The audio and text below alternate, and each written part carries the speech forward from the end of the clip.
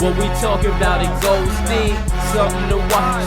Even from the nosebleeds, the fans been waiting, anticipating for the whole week. Cause we making moves and breaking news, no time for cold feet. Don't confuse, you know the rules and that we play to win. You ain't prepared to take it.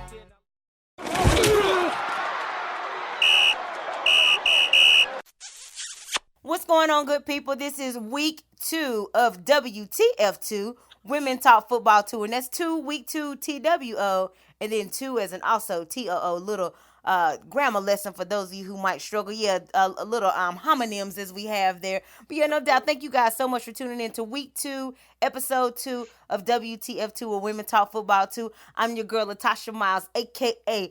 Joe Madden, the Gridiron Goddess. I'm a pass this thing on off to my lovely, talented, and very, very knowledgeable co-host. Introduce yourself to the people. Hey, good people, it's week 2, and it's yours truly, Shalika McCrimmon, also known as the Touchdown Tomboy. We ready to kick this thing off this week, girl. We got a whole lot of things we talking about this week. What's going on in the NFL, baby? Lots of big things that happen in the NFL. Let's kick this thing on off with the first quarter here. Lots of QB issues from Cam Newton, still healing. Of course, he played on Thursday as opposed to Sunday and Monday like many of the other teams. He's got a little bit of some extra time to heal as they play on Sunday. Big Ben out for the season already in week 2. Drew Brees out for 6 weeks. Nick Foles out at least 8 weeks or longer. Sam Darnold, nasty self, got that mono. Also, Trevor Siemian, his backup quarterback, even got hurt in Monday night's game. My goodness. And then Carson Wentz, this is not as significant of an injury as far as missing a lot of time, but this seems to be happening seasonally. So, like, who do you think's in the most trouble? Touchdown Tomboy. I mean, what do you see here with all these injuries, especially at the very integral quarterback position in the league? I think the one that's the most significant right now has to be Drew Brees and the Saints. Now, although Teddy Bridgewater is a very, very capable quarterback, he's not Drew Brees. And that's going to make a big difference because, you know, you got to think Drew Brees has had a very, very good connection with Michael Thomas. And I just don't know if Teddy Bridgewater is going to be able to make the same connection. Is Teddy Bridgewater going to be able to thread the needles like, you know, Drew Brees is often able to do to read defenses? And will they be able to make it the next 6 weeks without dropping so many losses that it puts them out of playoff contention? Wow. So, you know, that's the big thing that I'm worried about with Drew Brees and the Saints. I think they're going to be the ones that are most hurt by it because already the other teams are struggling. So when you look at Cam Newton and the Panthers, they've already are both 0-2, along with Big Ben and the Steelers. They're both 0-2. Now, they all have a good opportunity to come back from that 0-2, and maybe they'll rebound this week. Hopefully, all the teams will rebound this week. But the one that I think that's going to take the biggest hit is the Saints. What you think? Well, of course, this is going to sound a little bit biased, but I think it's definitely my Steelers with this. And most of it is because, but the thing is, it's more because of it's out for the season where you got Drew Brees kind of, if they can make it over the hump for 6 weeks and then, and plus the Saints have a win, or even in looking at the Jaguars, like Nick Foles is not out for the season. Cam Newton is still kind of healing. He's not out for the season. So I just think more so the tenure is the biggest thing with Ben Roethlisberger. Now, what I will say, though, is I'm glad it happened in week 2. Like, not like while we were making a playoff run and then like 3 weeks left in the season, like, oh, God, and then we go like 0-3, for example, without him. I do like Mason Rudolph. I liked him in college. I thought he looked very decent in the second half as far as relief. I think our biggest downfall was we let Russell Wilson run wild. So I really don't even blame Mason Rudolph for the loss at all. And I'm looking forward to maybe even calling him Mason Rudolph the Red Zone Reindeer is what I'm looking forward to calling him this season. So we'll see how that goes. But I just think more so like how long Ben is going to be out. I do trust Mason. And honestly, I think this might be a breath of fresh air because Ben's been under center for 15 years. So we never really had a chance to see a new path or a new journey or who's up next. And don't get me wrong, that's great that we've had that solid foundation, but let's keep it real. Ben's been in the league for 15 years, so it's kind of like it is time to see the next chapter of the book, the next page. Let's turn the page just to at least see what we got in Mason Rudolph, and the timing was terrible that we traded away Dobbs to Jacksonville the week before. That was bad. But I just really think that the Ben Roethlisberger is the most significant injury out of all the quarterbacks that are hurt. So going on to the second quarter here, you know, it like you said at the beginning of the segment, this was really, really a lot going on, and like I don't think I've seen so many headlines and so many head scratching things that have happened so early in the season. I mean, things such as the Bills are 2-0 and the NFC West has 3 2-0 teams in Seattle, the Rams, and San Fran. I mean, what are kind of like, if you had to take like a time capsule, touchdown Tom Boy, and bottle up everything in week 2, what kind of headline or what type of storylines do you think stand out the most from week 2 of this NFL season? Let me tell you something. I think I would definitely have to say only the strong survive. Can you believe that the 49ers are 2-0? What is happening in football right now? Like, and they're balling. Like, that defense is hitting. So it's kind of like, oh my God. And it's totally looking opposite of the way that I thought it would look. Right. The Bills are 2-0. I mean, and the Steelers have dropped 2. The Panthers have dropped 2. And those are names that are teams that we normally see. They're already winning. And now we have the Niners, the Bills, the Packers. Oh my God! Do you know that the Packers defense right now is number 2 in the league? Man, can you believe it? It's crazy. Right. It's crazy. I never would have thought. Me either. Now, don't get me wrong. That defense is out there balling. Okay. Right. But I'm like, wait. So Aaron Rodgers gets the opportunity to be the man again, like what he always does. And so, I'm just really excited for all of the teams, actually. The Niners specifically, because I haven't heard anything from the Niners, I feel like, in years. Right. So to see the Niners are up and coming and they're doing their things, like that's a big thing. Now, I will dare not say, that the Falcons actually showed up this week too. So I mean, it's just interesting just to see how all of it's going down. Now the Eagles were plagued with tons of injuries. Right. But the Falcons and Julio Jones, they found a way to make it to win, and that's big. That's huge. And the Bears finally got a kicker. Right. So okay. for me, it's kind of like there were all types of things that happened this week that I was just really, really excited about. But I do want to ask you what your take was on the Texans and the Jags. I mean, that came down to the wire. Like, how did you feel about that? And how do you feel about Jalen Ramsey now asking to be traded? It does not surprise me, because the thing is, I feel like Antonio Brown has really, really started the domino effect. I mean, everybody wants to get traded now. Like, you get traded. Like Oprah Winfrey said. I mean, even the Dolphins player, gosh, we just got him. I can't think of his name. Fitzpatrick, I believe, is his last name. He mentioned about being traded, and Lord behold, he got his wish. Antonio Brown wanted to be traded, and Lord and behold, he got his wish. And now Jalen wants to get traded, and Lord and behold, it'll probably happen too. It just really is seeming like the escape route is, if you get unhappy, instead of trying to weather the storm, let's take the escape route here. Let's go out of the fire escape here and demand to be traded, because it seems like everybody's getting pacified and it's being tolerated. Like, we're enabling this to happen. And again, Antonio Brown has allowed this to happen, and people see it as a trend and think like, oh, well, he got his way. Let me see what I can do. So I really believe that Jalen Ramsey will most likely get traded. It's amazing though. This is a team who was in the AFC Championship game 2 years ago. And I'm feeling like the thing that bothers me the most about Jalen Ramsey is, dude, you've seen worse with Jacksonville. You've experienced worse with Jacksonville. I mean, you played through the Blake Bortles era and stuff like that, and Fournette being inconsistent. And I know that you feel like you deserve better, but come on, dog. Like, don't completely give up. Like, you're bailing on teammates who make sacrifices for you constantly, week in and week out. And I just feel like, once again, being traded or going to a better team, that does not make or break your legacy. I mean, Dan Marino ain't got no Super Bowls, but he's still one of the best quarterbacks ever to have done it. You know what I'm saying? Trent Dilfer don't have no personal legacy. He got a Super Bowl ring. That's because he played for the Baltimore Ravens defense. So I'm just feeling like, bruh, this going to another team this really will not. You did a phenomenal job that year. You stopped Steve Smith and you shut down everybody.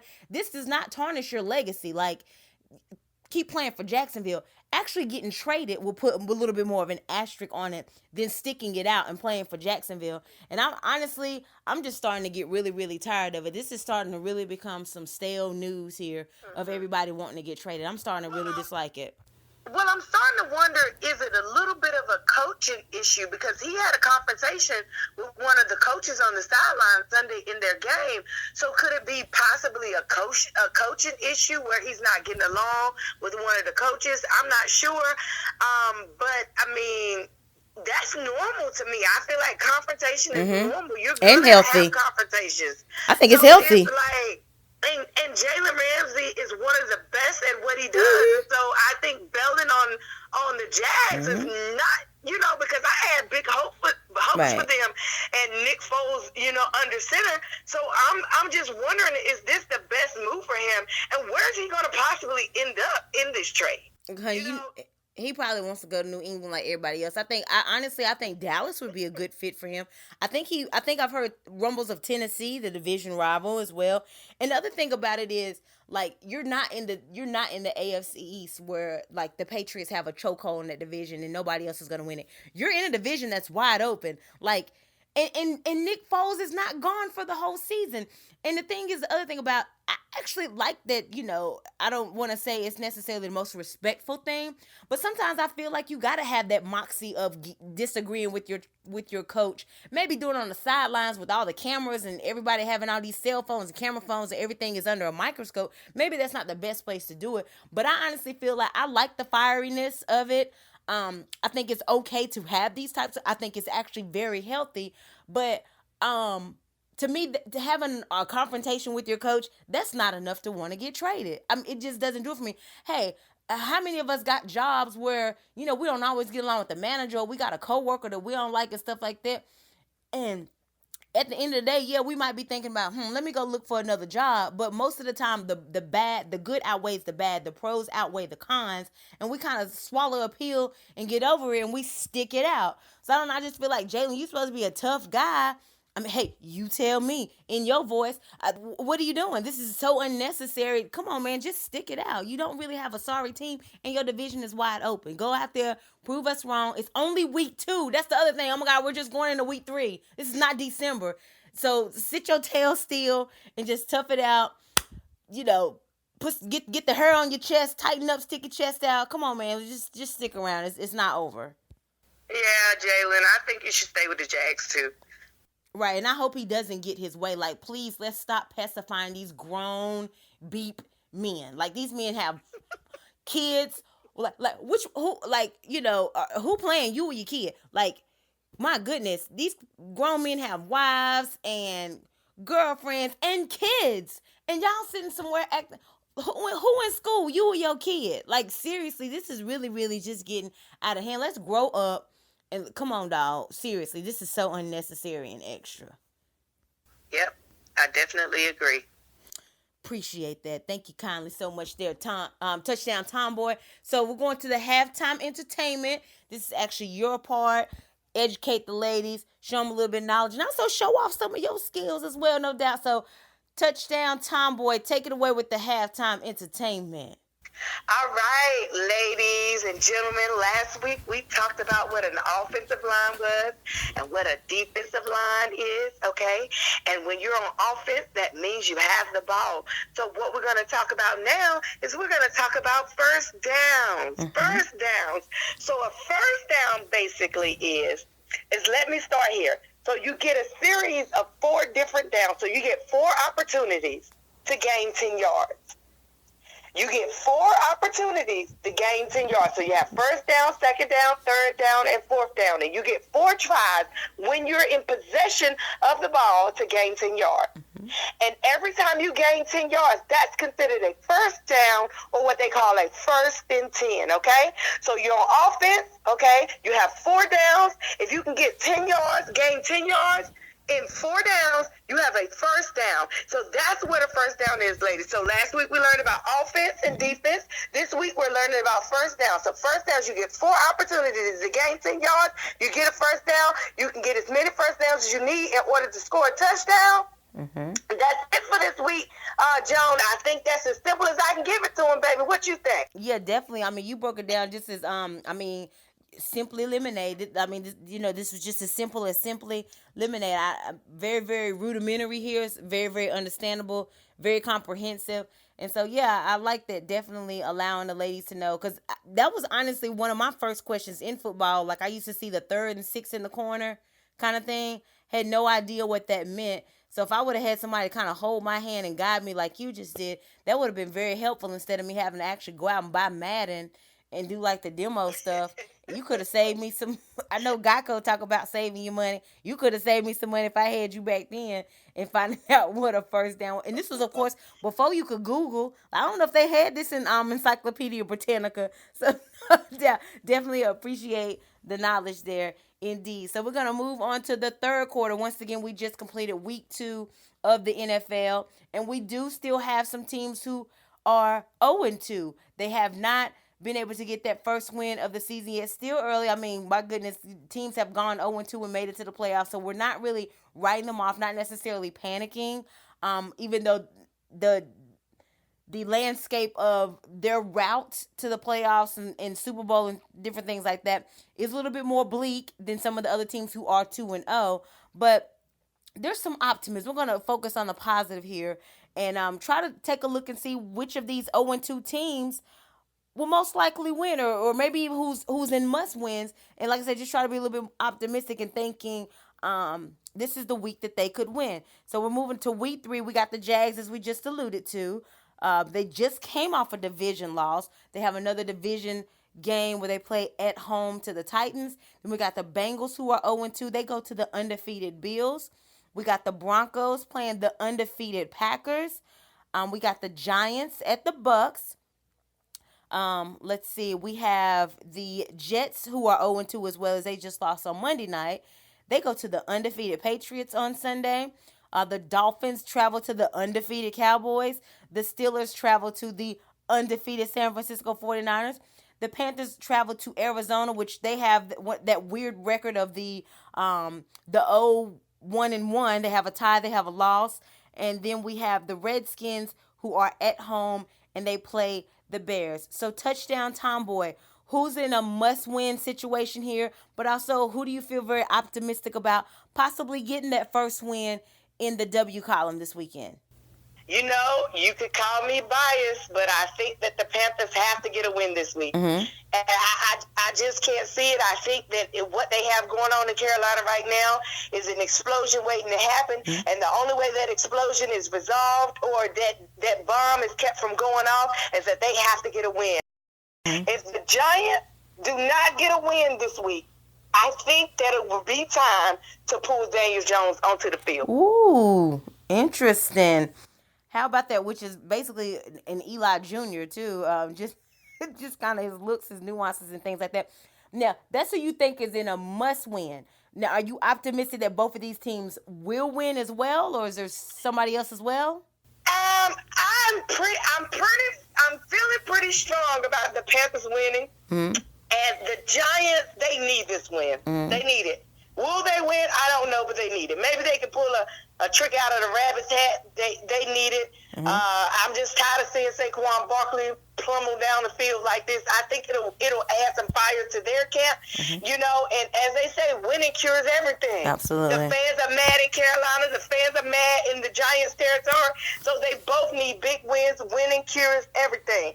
Who are your picks for this week? Because those are mine. Absolutely. I think that all of these teams are in a must-win situation, except for the Dolphins, because we kind of feel like, you know, the Dolphins are probably going to tank this season. Who knows if they even win a game this year? And they play the Cowboys at Dallas. So the Cowboys, of course, are riding high. They have two huge division wins to open the season. They starting to feeling themselves. They feeling themselves, as I see on Facebook and things like that in my Beyonce voice. But I don't see Dallas losing. but like I said, I don't feel like this is a must win for the Dolphins, maybe to boost their confidence, but um again, they don't have any playoff implications. They're kind of not gonna do anything in the division, not with the Bills and the Patriots both being undefeated. So I think everybody else, this is more of a must win situation for them. The couple of teams that I will agree with you on the Panthers. I really think I like their shots of winning in Arizona. They're playing in a dome. It's turf, so like of course turf gives you more speed. You know what I'm saying? It kind of makes you a little bit faster when you're playing on that turf. So I do expect to see a lot more speed from Carolina. The thing that concerns me more about Carolina is some of the play calling. Like, I was at that Carolina game on Thursday, and there were 3 fourth downs. And you mean to tell me, North Turner, you didn't dial up a play to let Cam do a quarterback sneak where he's very high percentage? So I don't know if that's more Cam is still injured and there's something mentally like you've been alluding to, or was it just like, we're just going to go through Christian McCaffrey, we're going to throw the ball downfield, we're going to try to do like some trick plays. I don't know what it was, but I really need to see, like you said, them go back to the foundation of running more of that offense through Cam Newton. And I hope the fact that they've had a few extra days since they played last Thursday, like a mini bye week here, they've had 10 days to prepare for Arizona. So I kind of hope that they go back to that.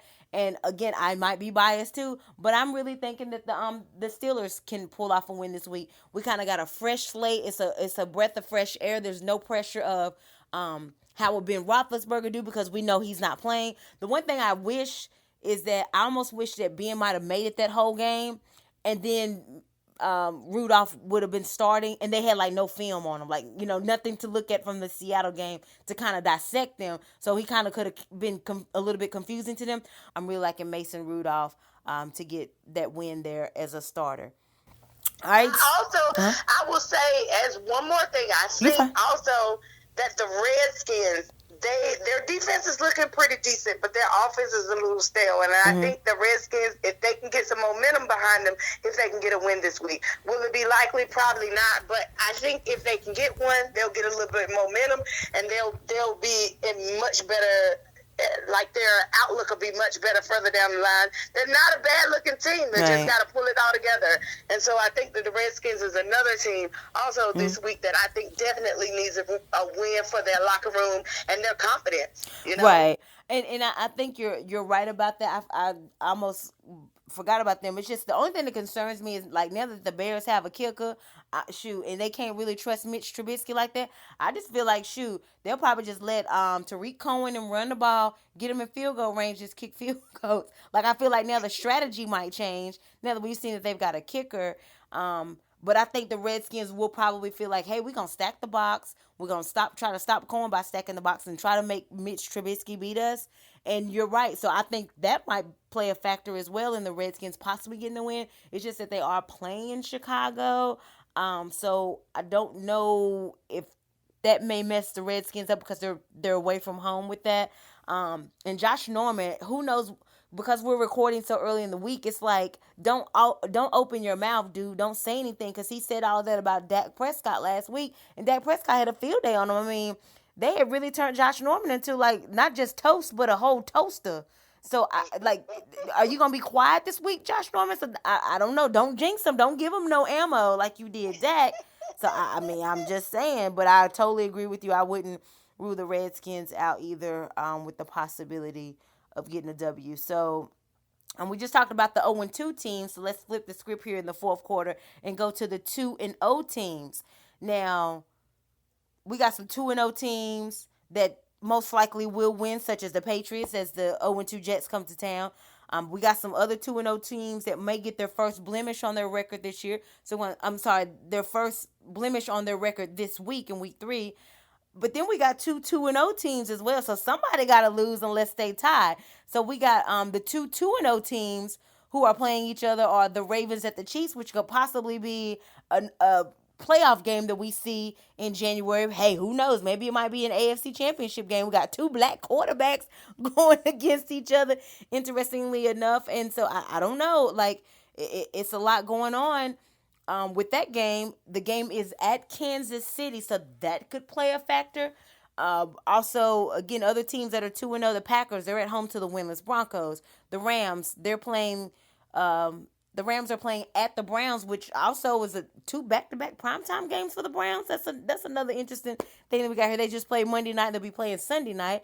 We got the Saints at the 2-0 Seahawks, the Drew Brees-less Saints, by the way, at the Seahawks.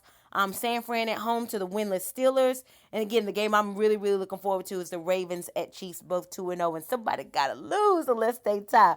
So, touchdown Tomboy. Which 2-0 team is most likely to get their first loss this Sunday? You know, as good as I love these people defense, I think they're going to catch one this week.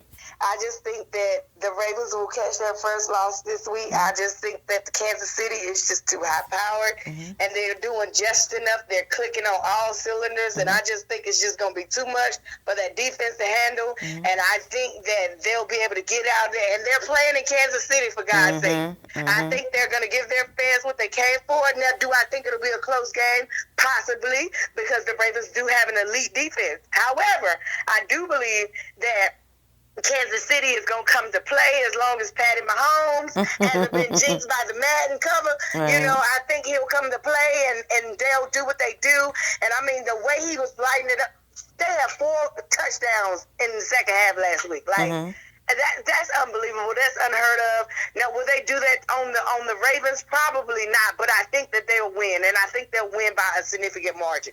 Wow, we like double digit? Yeah, I do think so. Wow, interesting. I do agree with you. I think the Ravens will lose this game. And a lot of it has to do with to me it's Steve Spagnuolo. Him being the new defensive coordinator for the Kansas City Chiefs, and we know his resume. We know what he's done with the hardware that he's collected as well.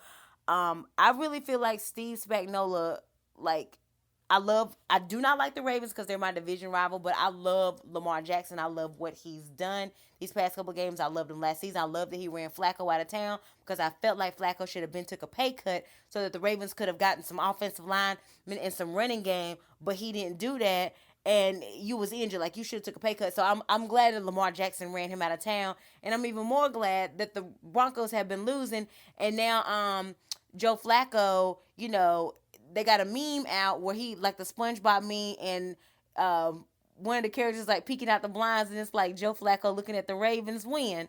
So I'm glad all of that is happening to Joe Flacco. So I let me preface that by saying I do love Lamar Jackson. However, I love Steve Spagnuolo even more, and I really think that he's gonna design a game plan to kind of isolate Lamar Jackson, where he's not able to do all these passing yards that he's been getting these past couple weeks. I think he's going to try to like make that a little bit more stagnant. And as far as him being able to run the ball, because he's also has his legs as a weapon. I really think Steve Spagnuolo is going to dial up some stuff to really, really try to contain him. Not stop him, because you can't, but I really think he's going to try to contain him. We're going to see a different Lamar Jackson that we've seen these past couple of weeks this Sunday when they go up against Steve Spagnuolo's defense. So I'm agreeing. I don't know about necessarily double digits. Ooh, that's a little ambitious. And I wanted double digits because that's my division rival. I think it's actually going to be like a close game. And again, maybe even a preview of a playoff game coming in January, perhaps even the AFC Championship. But I do agree with you that I think that the Ravens will get their first blemish on their record in Week 3. All right, anything else you want to add? Touchdown time, boy, did we miss anything? We didn't talk about. Let me tell you something. I don't know, but I feel like I just gotta talk about the Packers right now. Mm-hmm. What's going on with the Packers? Like, they so good right now. Honey, I'm telling you. And I'm nervous because I think they're gonna be 3-0 after this week. I mean, so they should. Like, you know, Aaron Rodgers, okay, he don't have but one person back there, my man Devontae Parker back there. And, Devontae Adams. But it's like they look really, really good. And so, I mean, they're my 2-0 team this week that I'm pretty sure they're not going to lose. Mm-hmm. The Packers, that's going to be my pick of the week. I'm just really impressed with the Packers right now. I don't know why, but I am. And I'm sorry, Panthers, but please win this week. But anywho, that's my tidbit. That's my sidebar. I'm getting off track. I'm sorry. I'm so sorry. No, you're sorry. But when we talk about football, I get so excited because I get so excited. No, you are just fine. This is great. Like all the freestyle, kind of the off the cuff type. That's great. And like you said, with you talking about the Packers, like gosh, they went to Minnesota. They won. They're doing this in the post Mike McCarthy era. No AJ Hawk. Like you said, Aaron Rodgers only got Devontae Adams. They never really had a running game. Randall Cobb is gone. Jordy Nelson is retired. So it is nice to see Aaron Rodgers, who happens to be my favorite quarterback currently, followed by Drew Brees. So it's nice to really see my guy doing that as well. I am somewhat shocked because I kind of thought that it was going to take the Packers, like, I thought they were going to kind of get off to a slow start because there were so many changes.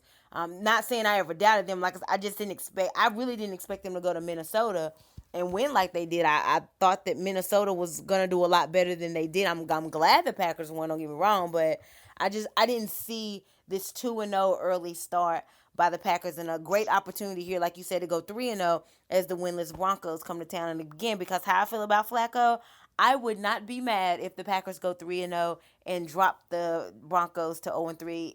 And it's not against the Broncos. It's just I'm not a fan of Joe Flacco's like that. But nonetheless, I agree. I hope the Panthers win. I hope my Steelers win. I hope Patrick Mahomes wins. I guess the Madden cover ain't true so far. Let's hope he don't get any injuries. Well, he got hurt. He got hurt in week 1, but it was quick. Like, it wasn't as bad as they thought it was. Like, he got pulled out of the game early. A significant injury. Oh, true. Okay. True. Okay. Oh, you mean like a long period of time? Yeah. Gotcha. Okay, Yeah. gotcha. Well, no doubt that's going to conclude week 2 of WTF 2, Women Talk Football 2. You were joined here by the lovely touchdown tomboy, TT, and then the gridiron goddess, Gigi, a.k.a. Joan Madden, she SP in the network. We appreciate you guys' love and support. Make sure you follow us on IG, which is at WTF_2. Anybody you want to shout out? Anybody's birthday this week, anniversary? Anything you want to shout out? My anniversary is Sunday. There we go. I've been married for 2 years on Sunday. Congratulations. So, we're actually really, really happy. He asked me what did I want to do on Sunday. You know, I told him I want to watch football, right? That's dope. So you just want to sit in the house and watch football? I definitely do. That's amazing. We got to work on that schedule next year for like Carolina to get like a home, because they're going all the way to Arizona. And not saying y'all couldn't go, but I know that's not as accommodating if they played in Charlotte. So hopefully next year Carolina will be playing back at home for your anniversary. Maybe you can like shoot down there. You just had a birthday as well, so this is dope. September, really, really good month for you and your husband. And he didn't trip about you getting hot and bothered about the men for football season last week, right? You didn't. He didn't, because he understands me. Gotcha. He knows he's the apple of my eye, so he understands me. That's so sweet. sweet. It's been an awesome week, and next week we got so much to talk about. You guys be sure to tune in next week, because I promise you it's going to be ready next week, and it's going to start getting good, okay? Absolutely. And shout outs to Eric Christopher as well. Happy anniversary to you as well, sir. No doubt. We appreciate you folks for tuning in. This is WTF 2, Women Talk Football 2, concluding week 2, and we're out. Catch you next week. Thank you. See ya. Have a good week.